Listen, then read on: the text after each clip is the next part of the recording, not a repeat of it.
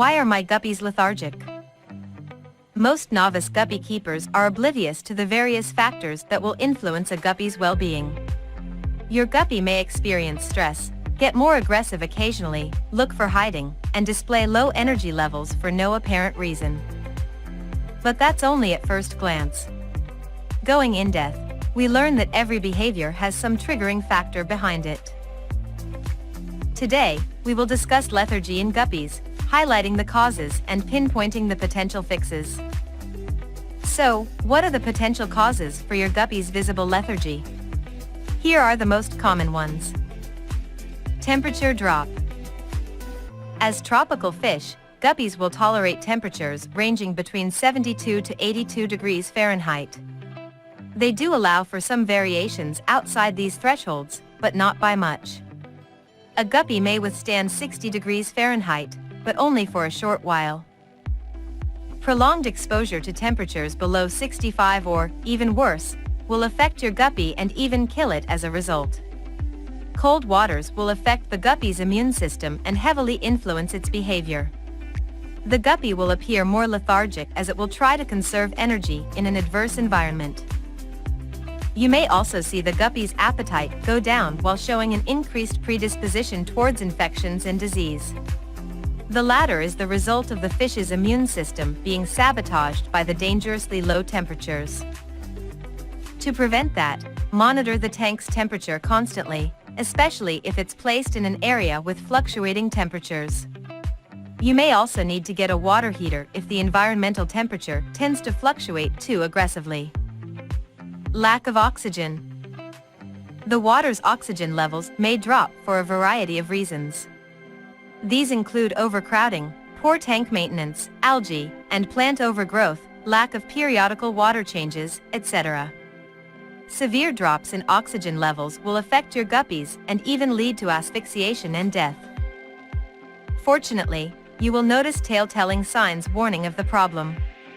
Some of them include your guppy gasping for air at the water's surface, erratic swimming, and low levels of activity and lethargy.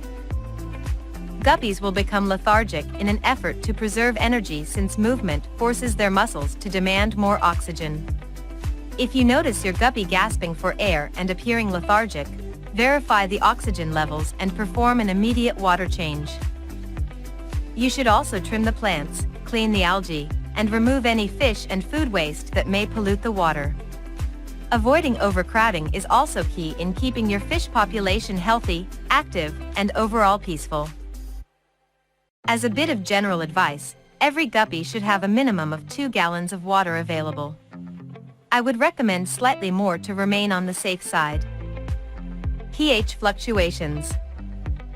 The ideal pH range for guppies stands between 7 and 8.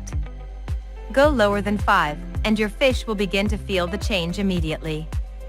The lower the pH drops, the more acidic the environment will become, which can prove deadly to your guppies. A low enough pH can burn your guppy's gills and skin, leading to a swift and painful death.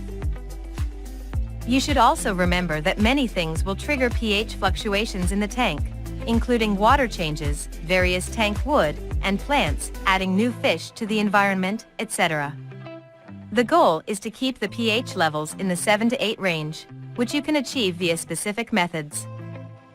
You first need to use a water test kit designed to assess the water's pH level. Then you can play with its values like so. To increase pH levels, use an air pump to eliminate excess CO2, add limestone to the water, aerate the tank, or use an alkaline buffer. To decrease pH levels, add peat moss in the water filter, use a water softener, or mix an acid buffer in the water. Ammonia or nitrite poisoning.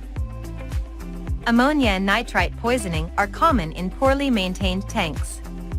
The first symptoms will generally appear immediately, with the fish gasping for air, displaying blood-red gills, and exhibiting lower appetite.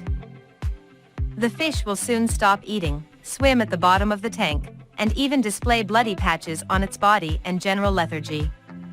Ammonia poisoning can result from various sources, including dead animal and plant matter, festering in the tank, overfeeding, adding tap water with high chloramine levels, etc. It's necessary to monitor ammonia levels constantly in the tank to prevent this condition. Remember, ammonia levels can spike fast and become deadly within several hours.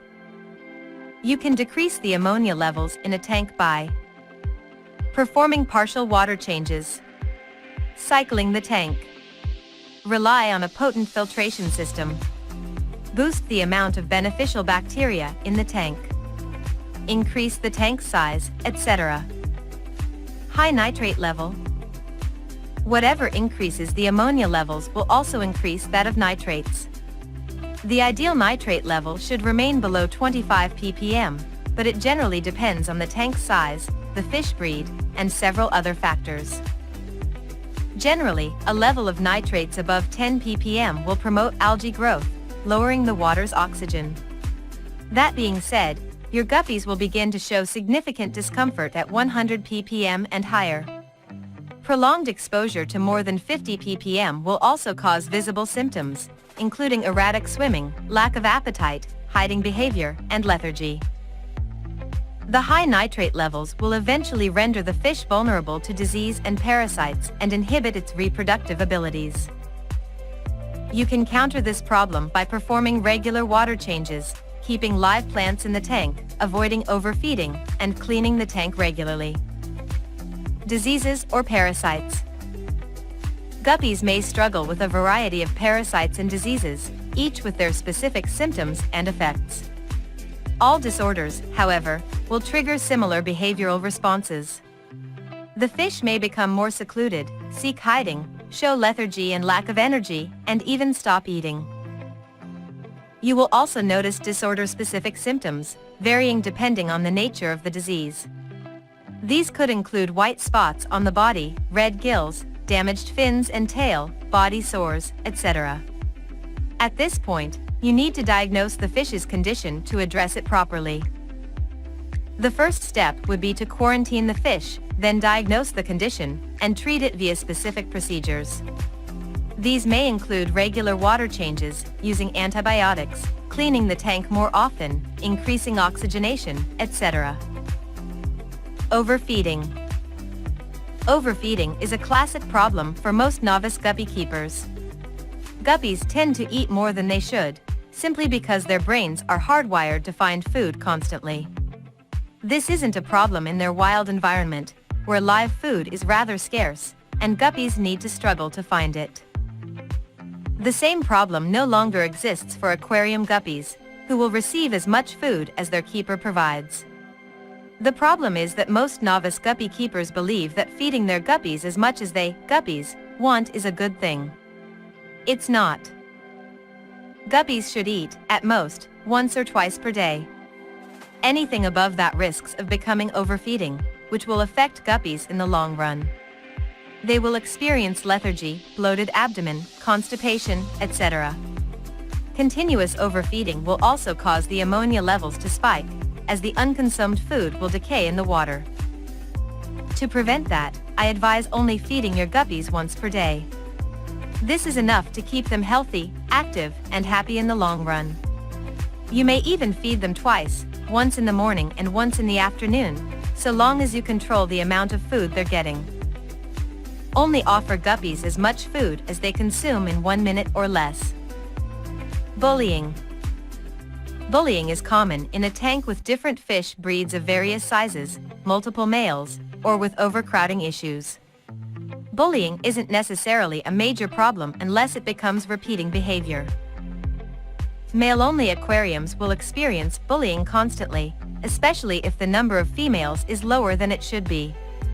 Guppy males can be quite territorial at times and will bully other males for the right to more food, mating, and even only for being males. That's because males are predisposed to higher aggression thanks to their elevated testosterone levels. To reduce the bullying, increase the tank size. Increase the number of females. You should have 2 to 3 females for every guppy male. Make sure all fish are of similar sizes. The larger fish tend to bully the smaller ones. Provide enough food for all fish.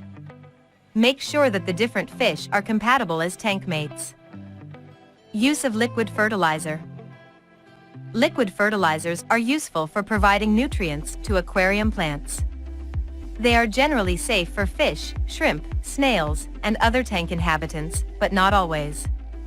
Use them excessively, and your fish may experience health issues as a result. You should only use liquid fertilizers once per week for a 55-gallon tank, for instance. I should also mention that some fertilizers are only meant for plant tanks only. You shouldn't use them in fish tanks since they can cause severe side effects and even death. To prevent problems like these, always read the product's label to understand where and how to use it. Use of medicine. Certain medications can harm your fish, including fish-specific medication. This problem often arises due to people treating sick fish in the same tank with the healthy ones. This can cause healthy fish to develop kidney problems, leading to various health issues along the way. This is why you should always quarantine sick fish before treating them. You do so both to contain the disease and prevent the medication from hurting the healthy specimens. Conclusion. Guppies can appear lethargic for a variety of reasons. Some are mild, while others can cause life-threatening conditions. Knowing this behavior's underlying causes can literally make the difference between life and death. I suggest you quarantine the lethargic guppy as soon as you notice it. This way, you will protect the rest of the guppy population and address the guppy's problems more effectively. Always consult with the veterinarian to make sure you provide your guppy with the ideal care and treatment.